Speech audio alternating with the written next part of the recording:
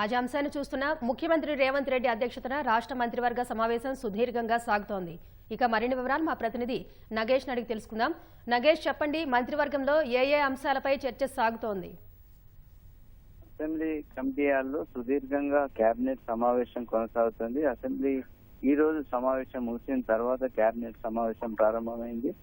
చాలా సుదీర్ఘంగా వివిధ అంశాలపైన చర్చ జరుగుతున్నట్టుగా తెలుస్తుంది. ప్రధానంగా పంచాయతీరాజ్ చట్టానికి సవరణలకు సంబంధించి కొన్ని నిర్ణయాలు తీసుకున్నట్టుగా తెలుస్తుంది. అయితే ఇప్పుడున్నటువంటి ఎంపీటీసీ నియోజకవర్గాలను పునర్వ్యవస్థీకరించడం, అదేవిధంగా ముగ్గురు పిల్లలు ఉన్నా కూడా పోటీ చేసే విధంగా అర్హత కల్పిస్తూ కీలక నిర్ణయాలు కూడా తీసుకున్నట్టుగా సమాచారం అందుతుంది. అదేవిధంగా మున్సిపాలిటీల చట్టాన్ని కూడా కొన్ని కీలక సవరణలు, అంటే మున్సిపాలిటీలో కూడా ముగ్గురు పిల్లలు ఉన్న వారిని కూడా పోటీ చేసే విధంగా అర్హత కల్పించడంతో పాటు కొన్ని కొత్త మున్సిపాలిటీలకు సంబంధించి కూడా నిర్ణయాలు తీసుకున్నట్టుగా తెలుస్తుంది. అదేవిధంగా కొత్తగూడెం, పాల్వంచ రెండింటిని కలిపి ఒక కార్పొరేషన్ చేయాలని ఒక ఆలోచన, చర్చ కూడా కేబినెట్ చర్చకు వచ్చినట్టుగా తెలుస్తుంది. వీటికి తోడు ప్రస్తుతం రాష్ట్ర వ్యాప్తంగా కొలిక్కి వచ్చినటువంటి కులగణనకు సంబంధించి ఇప్పటివరకు ఎంత అయింది, దాన్ని తదుపరి ఏ విధంగా ఏం చేయాలనే అంశాలపైన కూడా కేబినెట్ లో చర్చ జరుగుతున్నట్టుగా తెలుస్తుంది. వీటికి తోడు ఇంకా కొత్తగా అంటే రైతు భరోసా, అదేవిధంగా భూమి లేని పేదలకు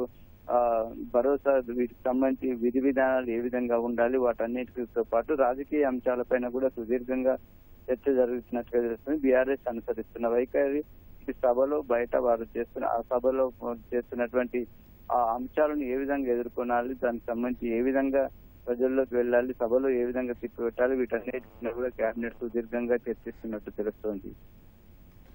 ధన్యవాదాలు నగేష్.